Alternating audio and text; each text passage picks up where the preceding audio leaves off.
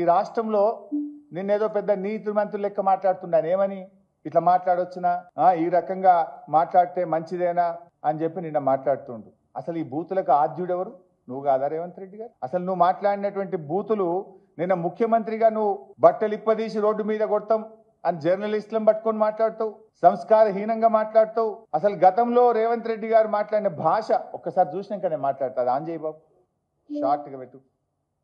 ఈ సన్నాసి రండా అలాగే ఎర్ర గాల్చి పిర్రల మీద వాతలు పెడతాం. మీరు ఒక్కసారి చెప్పండి. నీ ముడ్డి మీద డ్రాయర్ కూడా ఉండదు, పీకడం మొదలు పెడితే బిడ్డ నడి బజార్లో ఉరి తీయాలనా, 100 మీటర్ల గోతి తీసి పాతి పెట్టాలనా, ఒక్కనొక్కని పండబెట్టి తొక్కి పేగులు తీసి మెడలేసుకొని ఊరేగుతాం బిడ్డ.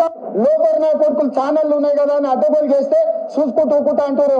పండబెట్టి తొక్కి పేగులు తీస్తే గాడిద కొడుకులు నొక్కనొక్కని. అట్లాంటి లప్పుడు నా కొడుకులకు నేను సమాధానం చెప్పను. కానీ అమ్మ మొగుని ఇంట్లోనే అన్ని తెచ్చి చూపించుకోమని చెప్పారు. టీవీలో వేసుకో, నాకేం అభ్యంతరం లేదు. నెత్తి మీద కాలు పెట్టి తొక్కకపోతే గుండు కొట్టించుకుంటా అక్కనే నా కొడుకల్లారా రాండి. అట్లనే తెలంగాణ ప్రజలు అడవి పందుల్లా అయ్యో అరే సన్నాసుడు కార్యకర్తలు వాళ్ళని పట్టుకొని యాప చెట్టు కట్టేసి లాగుల తొండలు ఇచ్చి కొడతారని చెప్పి బోర్ల పక్కల పండబెట్టి తొక్కుతాం. వేముల వీరేశాన్ని నల్గొండ క్లాక్ టవర్ దగ్గర బట్టలు పదిసి పిర్రలు వాళ్ళ దగ్గర కొడితే ఎట్లా జవాబు చెప్పాలి? గట్లనే చెప్తాను. మూసిగేసుకొని వస్తే మూసుకు ఊడవికి బట్టలు గుడ్డలు కూడా తీసి కొడతా అని చెప్తున్నాను. ఇంకా చాలున్నాయి. ఇంకా మా వాళ్ళు మరి 5 నిమిషాలు తయారు చేస్తే వద్దులే ఆ బూతులు ఉంటే ఇంక ఇప్పటికే పిల్లలు చెడిపోతున్న రాష్ట్రంలో 1 నిమిషానికి కుదించమని చెప్పిన. ఈ వ్యాఖ్యలు విని విని సమాజం చెడిపోతుంది, వద్దు 1 నిమిషం చాలని చెప్పిన.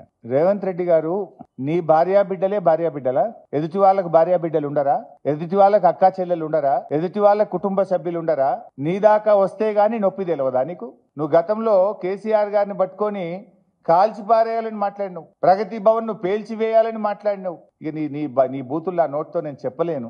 ఆ బూతులు మాట్లాడితే నా నాలుక ఖరాబ్ అవుతుంది. కానీ అంత పచ్చి బూతులు మాట్లాడినావు నువ్వు. కానీ నిన్నేమంటున్నావు? ఇట్లా అంటారా అట్లా. మరి అప్పుడు గతంలో నువ్వు అసలు బాడీ షేమింగ్ కు బ్రాండ్ అంబాసిడర్ నువ్వు కదా. కేటీఆర్ గారు కుమారుడు మైనర్ అబ్బాయి, పాపం ఆయన చదువుకునే ఒక స్కూలుకు వెళ్లే విద్యార్థి. ఆ బాబుని, ఆ పిల్లవాడిని పట్టుకొని కూడా నోటుకొచ్చినట్టు మాట్లాడినావు కదా. నా ఎత్తు పొడుగు గురించి కూడా అడ్డమైన కూతలు కూసినావు కదా నువ్వు. బాడీ షేమింగ్ కు రాజకీయాల్లో అవకాశం ఉంటుందా? ఏం మాట్లాడుతావు నువ్వు? మనిషివా పశువువా నువ్వు? మనిషి అయితే అన్నం తినేటోడైతే ఇట్లా మాట్లాడాడు. మాట్లాడింది నువ్వు, చెడగొట్టింది నువ్వు, రాజకీయాలను కలుషితం చేసింది నువ్వు, బూతులకు నిలయం చేసింది నువ్వు. ఏదో 100 ఎలుకలు తిన్న పిల్లట నేను శాకాహారిని అన్నట్టు బూతులకు బ్రాండ్ అంబాసిడర్ నువ్వు. నీతి సూత్రాలు, నీతి వ్యాఖ్యలు నువ్వు వల్లిస్తే ఎట్లా రేవంత్ రెడ్డి గారు?